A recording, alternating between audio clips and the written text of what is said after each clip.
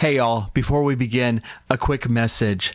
The Retro Zoo has ceased production, but that's not necessarily bad news because Steven and I are working on a new project, The Retro Station. And what I want to let you listen to is the first episode of that new podcast. You're going to find it very familiar, and that's very intentional. That podcast is now available on Apple and all your podcast catchers. Please do me a favor right now, and whatever app you are using to listen to this, please go into it and find Retro Station and subscribe to it now, because the future episodes of that show will be exclusively on that feed and not on this feed any longer. We do appreciate your support of the Retro Zoo and do hope that you will continue your support by heading over to the Retro Station with us. Thanks, and we'll see you there.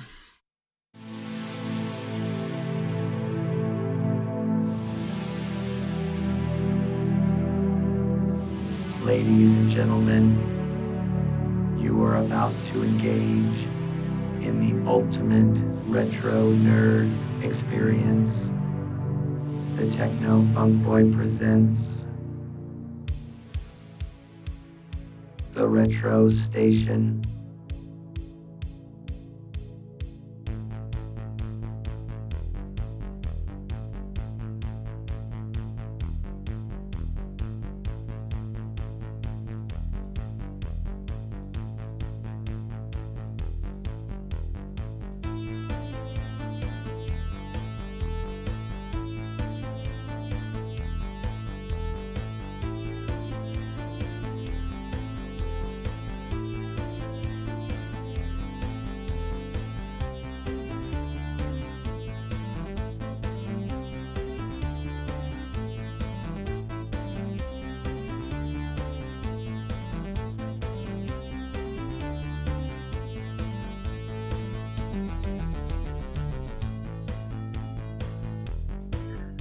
Ladies and gentlemen, welcome to the inaugural episode of Retro Station. I am one of your hosts, Kai. And I'm Steven. And welcome. This is episode number 1. How have you been doing, man? Oh, doing all right. I'm really excited about doing this, and we got some good, hopefully interesting shows planned. Not hopefully, confidently interesting. Yes, there you go. I don't know what I'm saying. Drive forward with confidence. Right. And so yeah, pretty pumped to kind of get started. For those of us who are joining us for the first time, welcome. You've come to the right place, being episode 1, and this is going to be kind of your source for what we like to call retro nerd, and that is kind of all the really dorky stuff that brings us nostalgia. Yeah, not just any nostalgia. It's got to be nerdy nostalgia. Yeah. And so that will include, science fiction, retro gaming, Dungeons and Dragons, Call of Cthulhu, all of that fun jazz. Yeah. And so we're kind of pumped to be here. And so how have you been doing? Man, I've been doing really well. I've been spending the last couple of weeks looking forward to this moment in time that never seemed like it would be here. I'd wake up every morning and run into the kitchen and take my permanent marker that was magnetized to the side of the fridge and cross off another day on our calendar fridge. And, we've been planning it for like 4 days. I thought this was in the works for a long time. I've been planning this for... Oh, okay. You just didn't tell me. The day we'll have another podcast. No, I'm just kidding. No, I've been excited about it, and I'm excited to talk about all these retro nerdy stuff. Nice, good.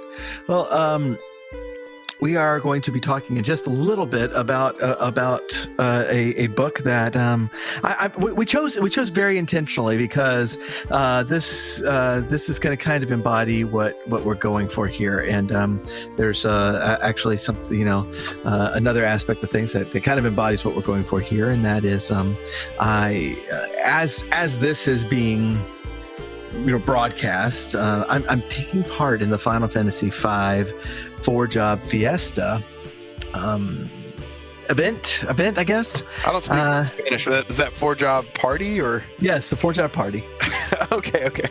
And we're going to hopefully be wrapping this up hopefully within the next about month and a half, because this does end at the end of August. And if people who have played Final Fantasy V, it relies heavily on the job system, and your characters can take on any different types of jobs to teach them different skills. And this particular one puts a little randomizing element in there that you are only allowed to use 4 jobs, one from each stage of the game, and you have to the bots that run the game, I guess, assign you your jobs as you go, and you finish out the game with just those jobs. So I'm taking part in that, and that I bring up first of all because we're once we do wrap this up, we're going to discuss a little bit more detail than simply this. But most importantly, it's these are types of things that are around and are available to, not just experience those things that we had great nostalgia for, but also experience them in new ways. And our topic for a little bit later in the episode is kind of like that too, because we're going to be discussing Dune, which we actually just read, both of us. I think you've read it for the first time, right? Yeah, that was my first time reading it. Yeah, and I had at least read it in kind of anticipation of a new film version coming out, and so we're going to do our first impressions here, and then get more into it as we get closer to that date. But and first of all, I kind of wanted to discuss with you if there was like a moment in time where you realized that you very much enjoyed a thing, and this thing kind of put you squarely in the nerd camp, and kind of how that looked in your life. Yeah, I actually have a pretty distinct memory of that. Yeah, of that moment in time, and it was actually after I had been a nerd. So I didn't know I was a nerd. I was just born that way, and I guess as I grew older, I just accepted that video games were sweet, and not just games, but science fiction, and a lot of the things that kind of get clumped in that what some think is a refuse pile of nerddom, and the others of us find it to be a treasure heap with the dragon away. I love nerdy stuff, but I didn't know about nerds. Basically, I was very sheltered, so sheltered as a youth, that actually wasn't around a lot of other kids. It's a long story, maybe we can get to later, but basically it wasn't until I was actually in a Boy Scouts, and kids are playing Magic the Gathering. And, interesting. Okay. And I was like, whoa, this is an awesome game. And my older brother was playing it, and a good friend of mine were playing it. And I remember going on campouts, and a lot of the kids were out there tying knots and chopping logs and laying nav and doing first aid, and we were like either in the tents at night playing Magic, or on the picnic tables in the campgrounds playing Magic, and got fussed at once or twice by Scoutmasters, and and other kids would walk by, nerds, and I guess for me I was like, whoa, we're nerds. Like I was a little embarrassed, I remember, but then I realized that to be embarrassed by what my true nature would be somehow dishonorable. And so I also liked the people I played with too. Like, they were the kind of people that I don't know, Yeah. You have this common bond. You're like, oh, we're all getting called nerds, so that's fine, because we're still gonna keep playing. And so yeah, it was Magic the Gathering. It was and that took up a big portion of my from 11 years old to, well, I don't know, I played for a long time. I still play. I play Magic the Gathering Arena now online. Right. I sold my cards a long time ago, and now it's one of those things you get rid of your collection, because there was a point in time where I was like, I probably won't play with anybody for ever again, and I sold my cards. And then 6 months later, you meet somebody that has a deck, like, hey, you want to play? You're like, wait, I sold all my cards. So yeah, I had a great black deck. It was Really? demons and You're like, yes, I do, but I can't. and then I would always tell people what the deck I had, and I just started doing like it's like a whatever instinct. It's like, oh yeah, but I had a black and totally black vampire demon deck with Baron Singer and 4 Singer vampires and Bad Moons, and it was sweet. I had a Hecatomb anyway, but so I just it wasn't just a tome; it was a hecatomb. it was a Hecatomb. Dude. It was a good looking. The art on it was awesome. I had a Hellraiser. I had a bunch of really cool. But anyway, so that was the moment for me. What about you?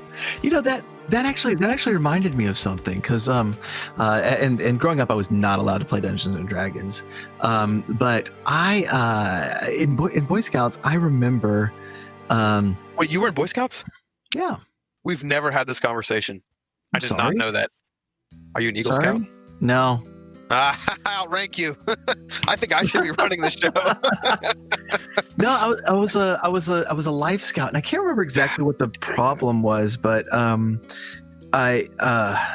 It's like one rank away. I know. Well, and I was kind of pissed about it even then, and I remain pissed about it in the kind of the way of, you know, of an older guy who's just like, I could have been an Eagle Scout. I really don't actually care. I put it on my resume. Well, I would have too if I were an Eagle Scout. Eagle Scout. I always feel like a poser.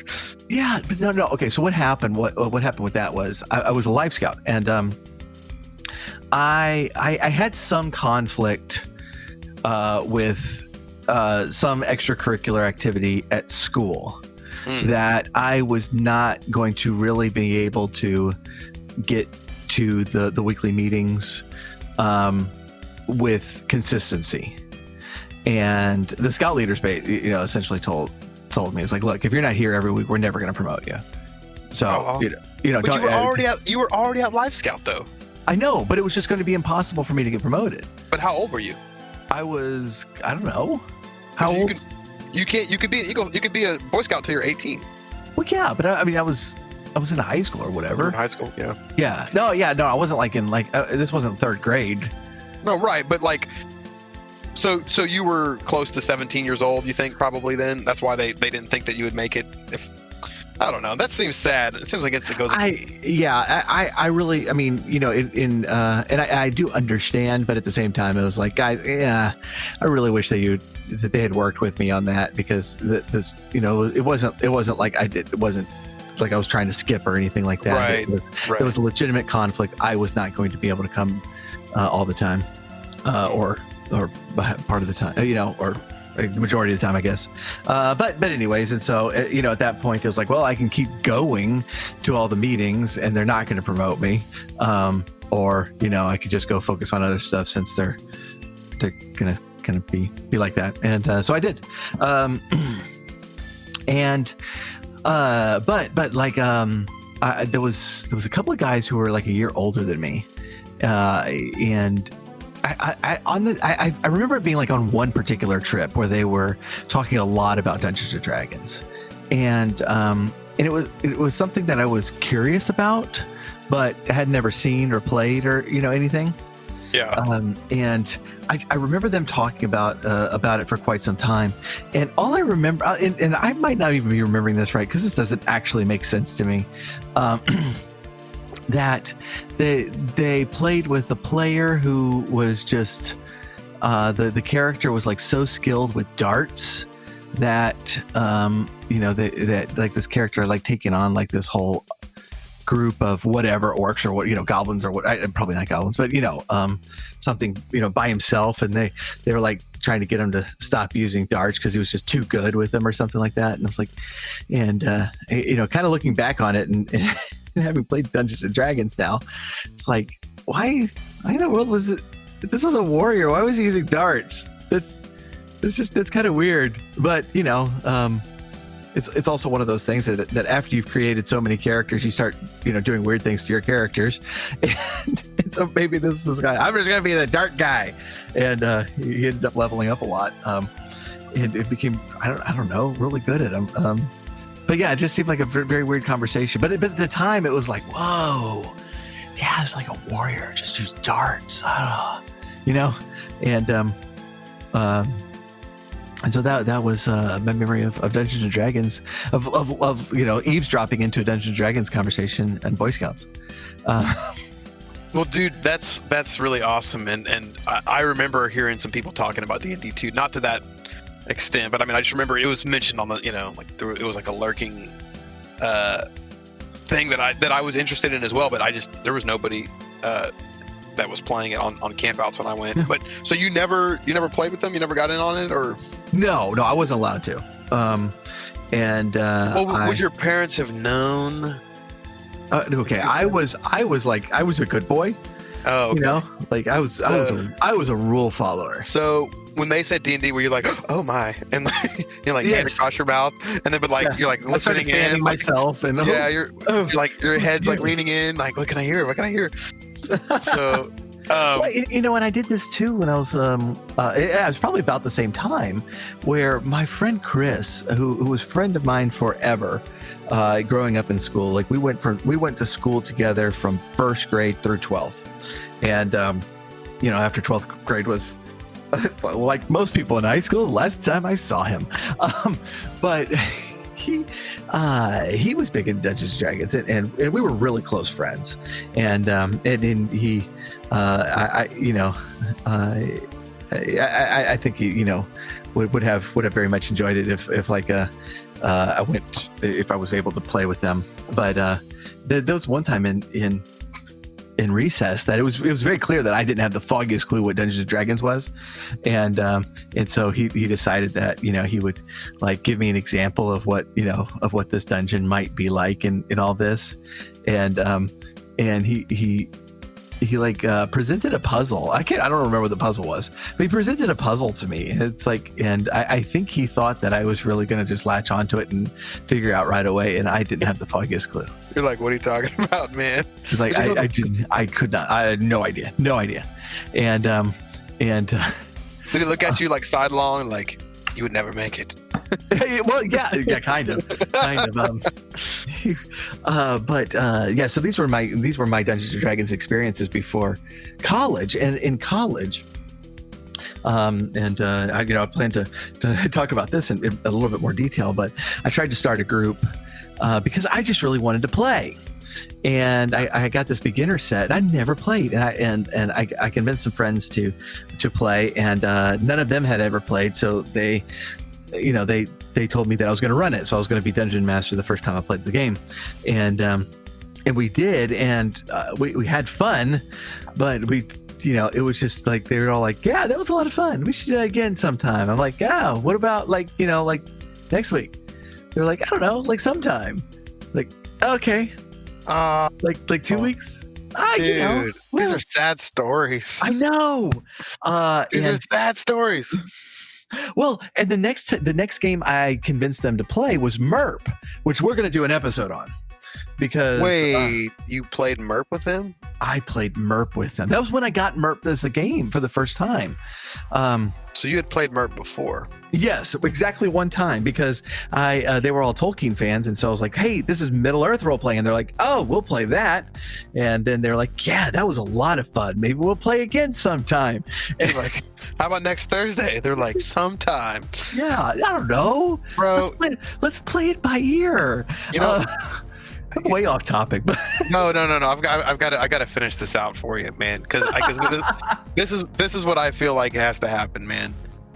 I feel like at some point in this show we need to have a special episode where you are like Chewbacca. You come up, you get the award too. You know, it's like you get the medal, you get the Eagle Scout. We'll award you the Eagle Scout, and then we'll all sit down and play D&D together, and then we'll have a great time, and then we'll schedule the next time we play at the end of the episode. And then I'll feel better. We are ready to do that, except that's right. Except scheduling the next session. I did respond to for one of our games. Yeah. I feel good about it. Actually felt really good, accomplished. Right. Well, and what's kind of weird about all that is I mean, like, I grew up on Star Trek. Like, my mom was a Star Trek fanatic. Dude, my mom was too. Yeah, and so we watched Star Trek. Well, yeah, I mean, I predated that a little bit, but when Next Generation came out, Okay, yeah. we we were there, we were ready to watch this show, and so so like I grew up on Star Trek at very least, and I never enormously connected that with being nerdy. And I think a lot of that had to do with I was like an early bloomer, and so for like a lot of like middle school, I was head and shoulders taller than everyone, and so a lot of my time was focused on athletics. And when high school came around, that's when everybody caught up with me, and that's when I joined Speech and Debate, and Deep Space Nine had come out, and I started reading Star Trek novels. And by the time you're in Speech and Debate and you're reading Star Trek novels, You're a nerd. yeah, oh goodness, yes. And You got your nerd card. oh, and if I didn't get a nerd card, I got a nerd jacket, and that was my letter jacket in Debate. That's so awesome. That I wore in high school. So yeah, it was definitely. You know what? I think this is time for me to step in real quick and say, you were a nerd in high school. I was homeschooled. I was the biggest nerd, dude. Even nerds went to high school. They were cool because they were in high school. I lived across the street from a high school where I was homeschooled in my house. Across the street was a private Catholic high school. And when I was, this is really embarrassing. I'm going to say this because I want this show to be great, and I want a lot of listeners to come back and listen to us talk because we're awesome. But wait. Are you going to entice people back thinking that they're going to think you're awesome by telling a really embarrassing, sad story? We want nerds to listen to this, and most nerds have really embarrassing, sad stories. That's part of what makes them a nerd.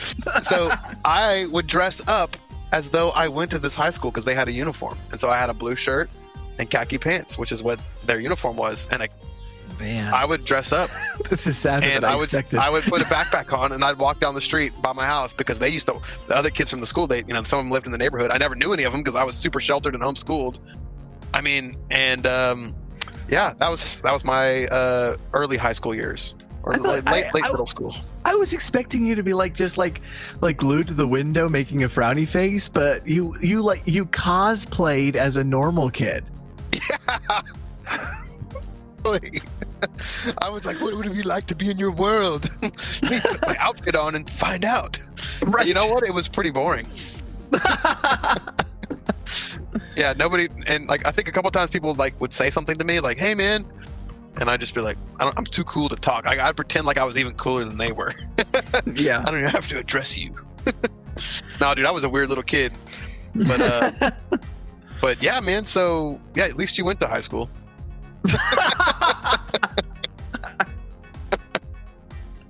Wow. I didn't even have a letter jacket. I think I still have mine. You can have it if you'd like. Hey, I'll give you my Eagle Scout badge. You give me your letter jacket, and we'll be somehow complete. Put it on my resume. Oh no, yeah, okay. All right. So I did for the longest time. I might still have it on my resume for that. Now that I think about it, I put on my resume that I had a degree of distinction from the what is it? The National Forensic League, which sounds a lot more impressive than it is. It just means I went to a lot of speech and debate tournaments and got a lot of points.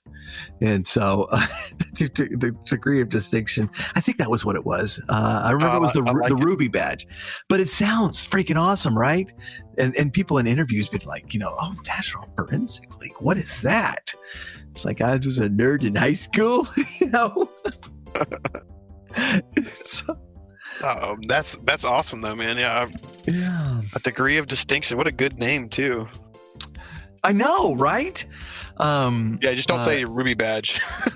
Yeah, no, I got a Ruby badge. He's like, you're into Pokemon? That's crazy. Come on, Pikachu. Dude, I bought my son all the refurbished, not refurbished, but the all the Pokemon for Game Boy, like Ruby. And I didn't know there were so many colors. But anyway, yeah. But I don't think they're refurbished. They're like knockoffs or something. I don't know. But they all work, and he's playing the crud out of them. Nice. That's awesome. Yeah, sorry, that was out of nowhere. I said Pokemon because I never played Pokemon, never got into Pokemon, but I hear about it all the time. So all right. Well, Pokemon next you're week. going to get excited about this. Okay. So, are you aware of Pokemon Unite? Oh no, I'm not.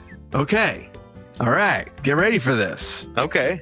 This is going to be a Pokemon MOBA. Oh, Which is kind of trippy.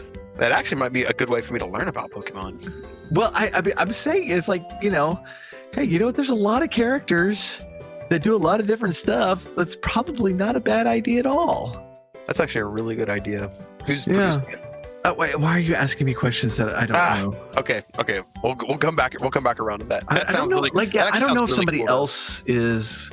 All right. Well, when that gets closer, we're going to deal more with that. But Cool. I That's just a good little treat preview. right, yeah. So, all right, we're gonna jump over to a break real quick. We're gonna come back in and hit a little Doom. Doom, not Doom. Dune. We'll deal with Doom later. We could talk Doom. Yeah, well, whatever. Just really quick, the couple places that you can find us. The Techno Funk Boy on pretty much any platform. Techno Funk Boy is actually a band that does a lot of video game covers as well as original stuff. A lot of podcast soundtracks as well, and so you can find us on a bunch of different places, including Twitch and YouTube. On YouTube, I'm doing a lot of Dungeons and Dragons videos. On Twitch, mostly playing retro games, and so do check us out there. We are also on Patreon, which is bold for us to say since this is our first episode, but we actually have been producing content for a while, and that's why we have Patreon already set up. That is kind of, that's me a little, I making some assumptions.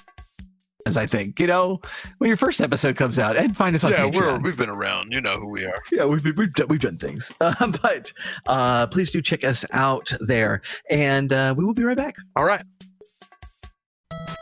Greetings all, it's Phil here from Phil's Gaming Emporium. We're at philsgamingemporium.com. I am so excited to be here at the first episode of the Retro Station. We have been so looking forward to this. We've been so excited that I authorized the production of a commemorative edition of Super Mario Brothers 1 with Duck Hunt. And the SNES, this is a special commemorative edition. It's a real NES cart, but for the special occasion of the first episode of the Retro Station. It is Super Mario Brothers with Duck Hunt with commemorative edition, written in permanent marker on the back for your enjoyment. Special price. Limited numbered editions for just $150 each. That's at philsgamingemporium.com. philsgamingemporium.com. You'd better hurry. This deal is not going to last. Oh, well, welcome back, everybody. So how did you learn? What was your what's your first encounter with Dune? My first encounter. Oh, dude, I've got some Dune stories. So some Dune stories, because we're only. Yeah, I know. I won't go into all of them. Well, basically, to sum it up, I'm going to start listening to some music. Hold on. Okay, put some music on. Right. I actually started writing a novel when I was like 17. I was going to write this big fantasy epic, and it turned out I was just writing Dune. Nice. Because I had watched the Dune series with. Wasn't the old one? It was the TV show one, I think. That was sci-fi, right? I think so. Yeah, I think so. That's the one I've seen. I actually have not seen the old one. Yeah. Yeah, it was a TV miniseries. Yeah, dude, that was awesome. Yeah, I really liked it. It really influenced me. It really made me I fell in love with Arrakis. You Yeah. know, but I loved I don't know. I loved Paul. The dude was an amazing protagonist and Right, yeah. character. So anyway, that was how I got into it. And then, like I said, I started writing a book once, and then I realized like, oh crap, I'm just writing Dune. So I stopped it, but I still have it. Oh, nice. Yeah. Where can I see? I'm embarrassed, but maybe one day we'll. Well, you know what? Actually, I'll try to find. It's in my email somewhere. I will send it to you. I've got like 8 or 9 chapters of it. I mean, I've got a lot of it. I mean, a lot of a book. But it was basically it's called Cobalt Sky. And yeah, it's very very similar storyline. But when I realized I was writing Dune, I stopped writing it because I was so mad. That's good. Yeah, I was like, crap, this is Dune. And then I just, but anyway, so that was my first. But okay, so then after that, well, I'll let you. What is your first one? Because I'm just gonna start talking about Dune nonstop. Oh, okay. How did you stumble across Dune? Yeah, so like I in college when I worked at Barnes and Noble for a little bit, and I bought a bunch of books that were like books that I should read, you know. Yeah. Like in science fiction and fantasy, and like I bought a ton of books, and just kind of piled them up, and it was any author that was considered important or whatever, just at least get their first book, and was reading them a lot more slowly than I was buying them, but that one I got, but it was kind of, it was kind of like a lot of major works that, even though I read a lot of science fiction and fantasy, I just never quite got to. Ender's Game is another one. I just read that for the first time here very recently. That I have these books. I own them, but I just it took a long time to actually read them. Because I think part of it, frankly, is that I discovered about the same time Dragonlance books. That occupied a lot of my time. We'll get to there too. But like you, actually, it was Anla who loaned me the miniseries that she had on DVD, and so I got to watch it, and was also really impressed. And I found, like, for $1 a hardback copy of Dune, and got that. So now I had 2 copies of it, and I hadn't read either one. But then I think you started reading it first, and I knew that the movie was coming up. I was like, I really should read it when before the movie comes out. Yeah, and well, I had started reading it probably 2 or 3 different times before. Because I had heard, everyone was like, oh, Dune, and my little brothers had read it, and they were like, oh, it's so awesome. And they said, like, it starts off slow, but you just got to get past the first part. And I never got past it. I never allowed myself to be sucked into the world, and I've had the same problems with other authors, sci-fi authors. My very favorite sci-fi author is Philip K. Dick, and I had trouble getting into a couple of his books because you kind of have to just trudge through the world, and I feel like Right. Frank Herbert was similar in that you just got to read it, and you get it's dense at first, but then as you start to piece together, but anyway, so I never got through it until I got an audiobook, and then I didn't have to read it. I just like let it play in my ear. So that was when I listened to it. Yeah. I was freaking out about it, as you remember. Yeah. So I'm kind of freaking out right now because is that how he says his name, or said his name, I should say? That's how you say it in Louisiana. Yeah, it's the French pronunciation. Hebert.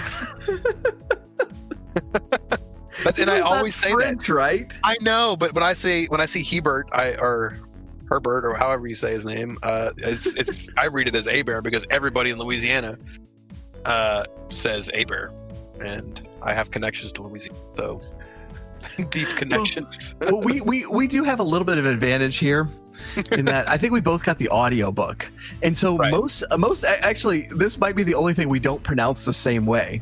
Though Right. it is hilarious talking to some of our other friends who are reading this at the same time and pronounce things completely differently than we do. Yeah. And I don't know that there's like a pronunciation guide or anything in it, but it's yeah, there's like and I mean it's to an extent, fantasy and science fiction fans are used to this stuff. It's like even though Lord of the Rings has a pronunciation guide, I was mispronouncing a lot of stuff for a long time. Yeah. Like I said, Legalos. Oh, you did? Yeah. That actually sounds better than Legolas, because that yeah. sounds like you lost your legs. Galadriel. Oh, that's bad. Galadriel's a lot prettier. Yes. Yeah.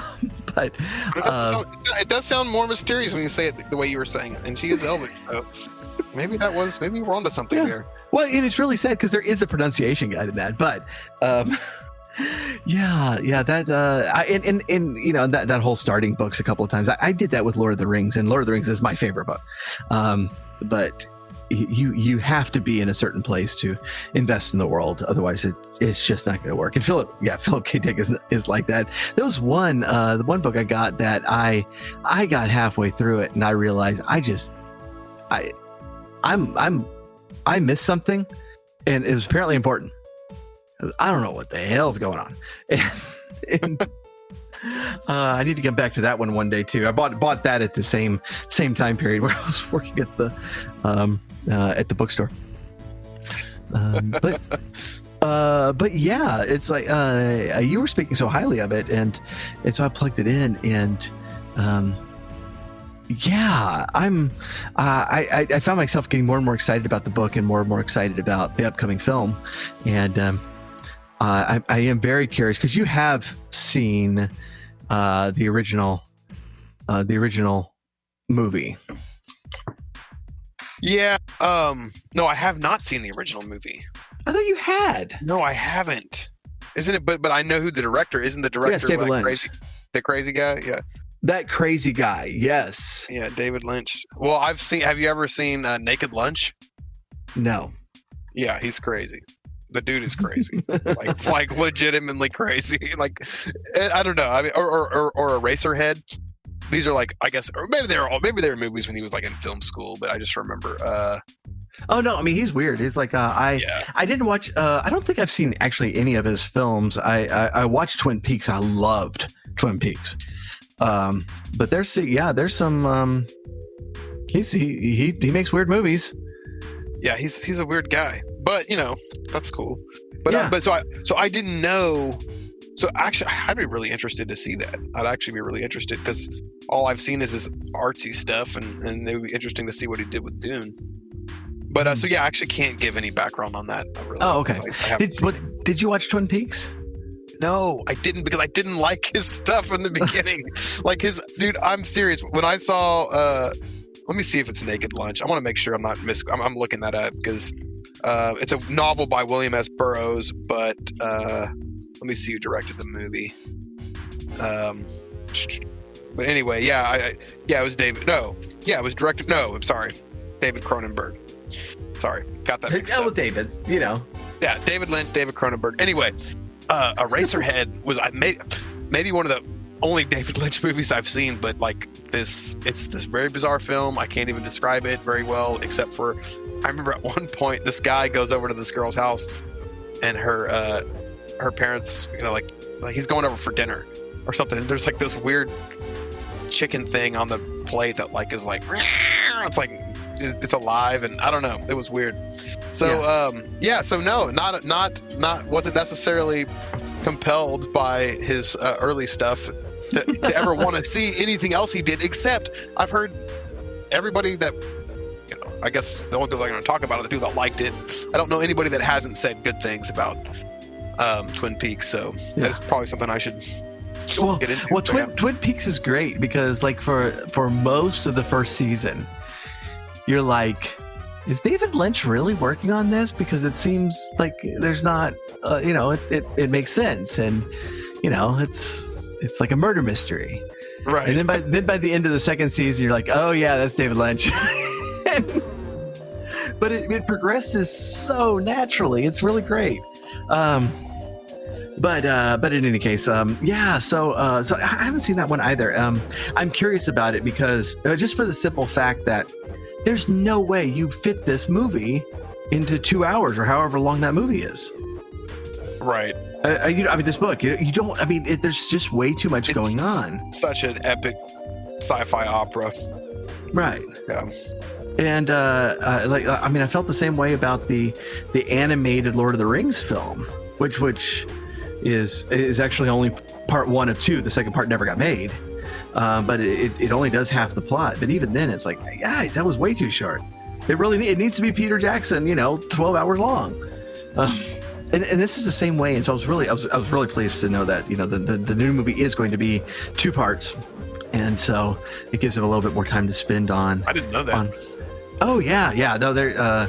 I don't know exactly where they're going to split it. There's a very natural split point, but right. Kind of getting into it a little bit is this is a book with a lot of political intrigue, a lot of manipulation attempts from house to house of trying to corner your political enemies, or just shoot them. Whatever. However it works is fine. Well, it's very dystopian in the fact that they're always expecting it. It's like it's part of the Mentat or whatever his the specialized security / assassin. I don't know if it's the Mentat, but anyway, like they would check the rooms for everything was shielded against assassinations. Like they. Right. It's like, that's how you deal with your opponent. And so, it ends up, working. And so the basic setup is that this planet, Arrakis, is very important because this is where we get spice. And spice is the drug that makes the world work, the universe run. It is almost quite literally the oil for spaceships in kind of a more of a narcotic type of way. But yeah, and so it's very important, but it's also just this really just terrible place, and of just almost no natural resources except spice, including water. It's just like everything you can get out of anything is valuable here. And the House Atreides is sent there with Leto and his girlfriend Jessica, and their son Paul. And Jessica is one of the Bene Gesserits, who is this group that just it's like a religion, a religion. It's a priestesshood who studies how to manipulate people, because everybody's manipulating everybody in this stupid world. I'm so glad I don't live there. And, we do actually. Yeah, they're the media. As soon as the manipulation stops, that's when everyone dies. And their son Paul seems to be the inheritor of this power, and so they're what's it called? What's the name of it? The Kwisatz Haderach. How did you say it? Oh, I don't. That sounds right. I don't know. It's like the Kwisatz Haderach. I don't know. I'd always say it in my mind. Anyway, sorry. I'd go around saying it to myself. So yeah, he's the Messiah character.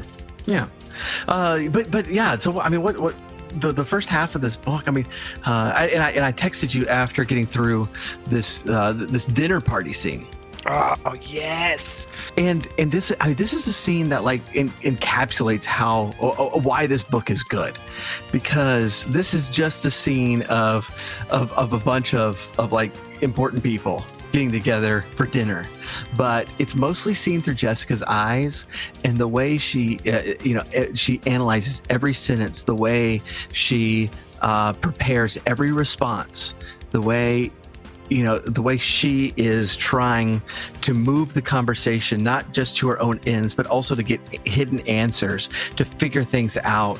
And it is all kind of seen through her her thought process as things go through, and it's not as simple as like, oh, that guy's a jerk and he's trying to betray us, but just like oh, what can I say to get him to expose himself further? What words need to be said in order to alert so and so about what's going on here, and is so and so going to pick up on my play here? And this is the entire scene of just basically these word games between these people. Well, but the funny thing is it's also kind of a coming of age time for Paul, and he's there at this dinner party too. Yeah, and she's watching she's basically watching the fruition, like her training of Paul. Because so the Bene Gesserit are mostly women. In fact, they're all women. But she trained her son. She was supposed to have a girl child. Like the high priestess or whatever was like, they're all supposed to have a girl child, but she kind of went against that, like a rogue drone, like a rogue ant, who like cultivates like the. She had a son because she knew that's what she was actually in love with her husband. It's not really her husband. It's more of like she's the concubine of this ruler, or whatever. But anyway, so they have this kid, and she can control the gender, I guess, somehow. Because she's a Bene Gesserit, so she has a son, and she like kind of flies in the face of their religion and their order, and so they're all like kind of ticked at her. But so she follows that up by like training her son to be a bit like in the Bene Gesserit ways, which is like you were saying, like very like picking up on subtleties and conversation. Like they're kind of like super ninjas, like they're like ninjas, but they're also like mind ninjas, and that's primarily trained for politics, right. Right, but yeah, can totally kill somebody too. They have some tricks up their sleeve. They're pretty bad, when you read this book, you start to realize that killing people is definitely a part of politics in this it's universe. A part of their culture, yeah. But no, so that dinner scene is like her watching her son kind of come out of being a child, and he's it's like his presentation kind of, and he's like. She's second guessing some of the decisions he's making, some of the things he's saying, oh, that's too bold. He shouldn't have said that. But then she's like, oh, wait, it made them do this thing that she didn't even foresee what they would do. Like he's getting reactions that she didn't anticipate. And so he's kind of like, dude, through that entire book, he's just blowing every expectation out of the water. Right. And I've never read another book where the protagonist, I've read one other book, but he's a bit OP. He is. Well, But put in a situation, and this is why it's one of the reasons I like him, is that it's not something that he just goes into a room and demolishes his enemies. He can do that, but he has to get to the room first, and the series of events makes it that difficult. But that in particular scene is like that. That's how many levels this one scene is working on.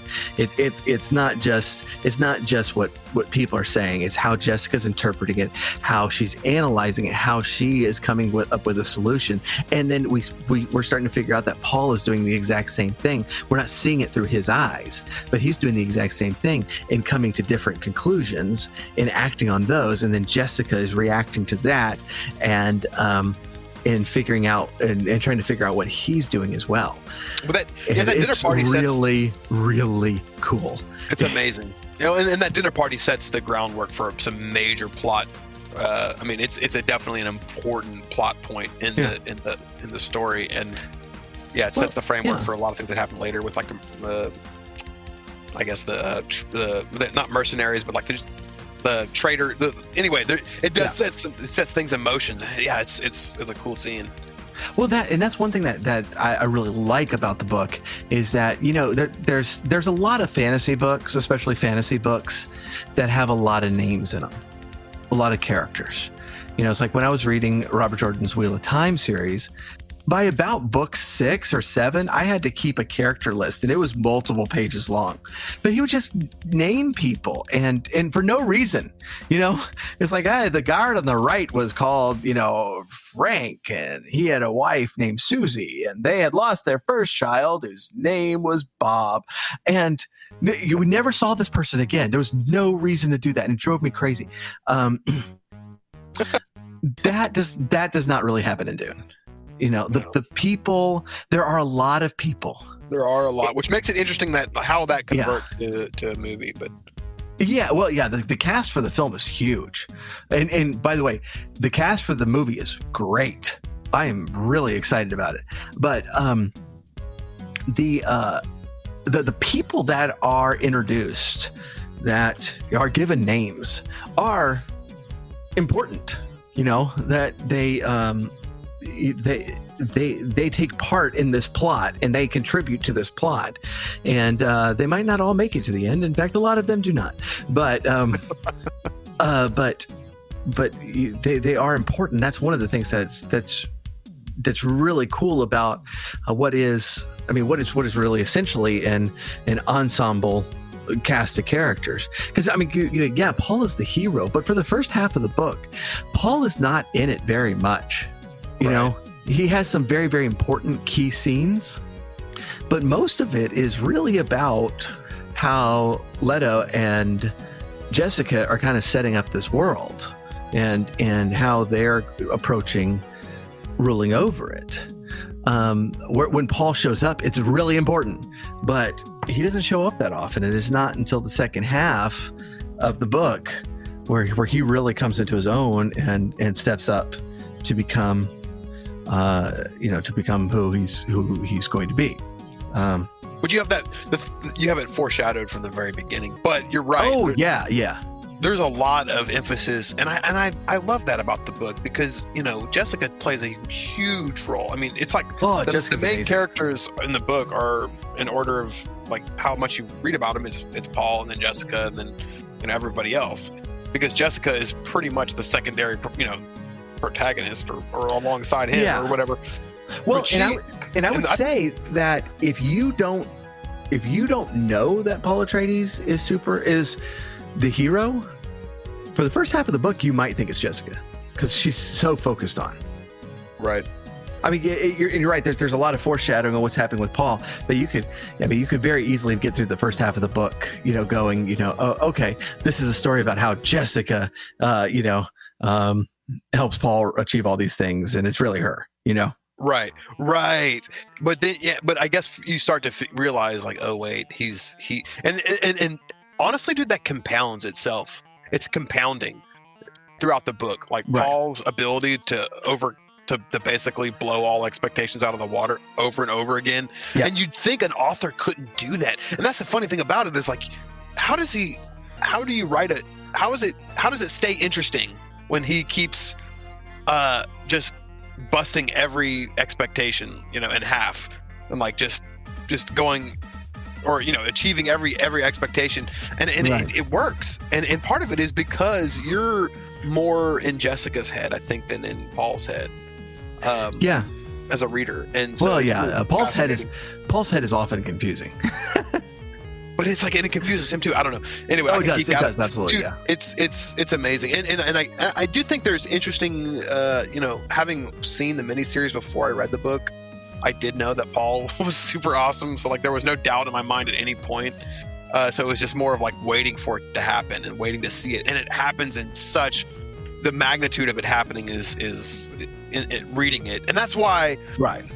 With the movie, I'm excited about it, but man, it's one of those books that, me, like on my stance on Lord of the Rings and everything. I like the movies, but I just, it's hard for me sometimes to separate genres in terms of like, oh, well, this is just a different genre or different. No, sorry, not genre, mediums.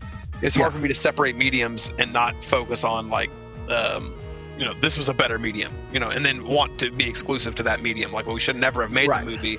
So I don't necessarily think we shouldn't have made the movies, but I will kick you off this podcast. So, no, dude, I think the movie should never have been made. Lord of the Rings. I think they're terrible. And no, I'm just kidding. So, thank you for joining us for the last episode of Retro Station. The first and last. No. It's an important skill to enjoyment, is being able to separate, okay, that was the book, of course it's going to be more detailed and better, because it's not restricted by time, but I think that one day somebody should make aren't they doing a Lord of the Rings TV show? I just think they should have spend more time on it anyway. Yeah. So Dune, So, yeah, I wish they could have made five parts or 10 parts or something. Right. Instead I'm of sure we 2 will talk movies. about the Lord of the Rings TV show when it comes out, because I'm kind of a Tolkien dork too. And so, but yeah, it is a very good skill to learn, to kind of separate things and take each medium as it is. And I'll give you, I mean, just like a really good example of this is that Stephen King hated Stanley Kubrick's version of The Shining because he Yeah. changed stuff.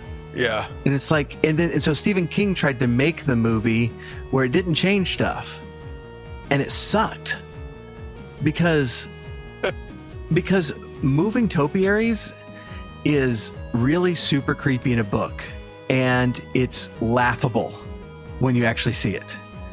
You know, Wait, what is a topiary? the hedge animals made out of plant, bushes. Hedge animals? They're bushes cut to look like animals. You have Oh, seen okay. these. Yes, okay. I didn't know their name was topiary. So so that happens in the book. Is that there's a bunch of these topiaries out there, and they start moving around, and it's one of those things where it's like Jack turns around and they're in different positions and stuff, and they start moving after him, and it's like it's super creepy in the book. It looked like crap in the movie because that's not scary when you actually see it. It looks goofy. And Kubrick changed it to a hedge maze, which is super creepy, and it would not have been creepy in the book. And anyways, that's my rant on that. Some things work in one medium and they don't work in another. And so you've got to give the director license to change what he needs to Kubrick change. understood that. Stephen King did not. But I think we should have an episode on Kubrick because that guy was on another level altogether Yep. and deserves an entire. Yeah. All right. Well, we are going to go into more on Dune because I know that you have a lot more to say about it, and but we kind of wanted to give a little bit of a warm up on it as we get closer to the movie, which movies are moving around release dates this year so far, and Yeah. so it might not be out this year, but that's the plan as far as I know. Last I looked, it was the plan to release this year. And so as we get closer, we are going to touch back on Dune and talk a little bit more about it, go into more spoilers and into the film. But for right now, that's kind of give us a little bit of a opening discussion on it, and we do appreciate you sticking with us through this episode, and hope that you will join us for episode 2. If you are on Discord, the link to our Discord server will be in the episode description, but you can also look for search for Techno Funk Boy in Discord, and please join us, and we'll be happy to talk more Dune, more video games, and all of that as well. So, other than that, that's all I got. Good. Hopefully we've whetted your palate. All right, that was very bad. No, hope to see you guys soon next time. And we just lost our whole audience. Yeah. All right. All right. We'll see y'all next week. All right.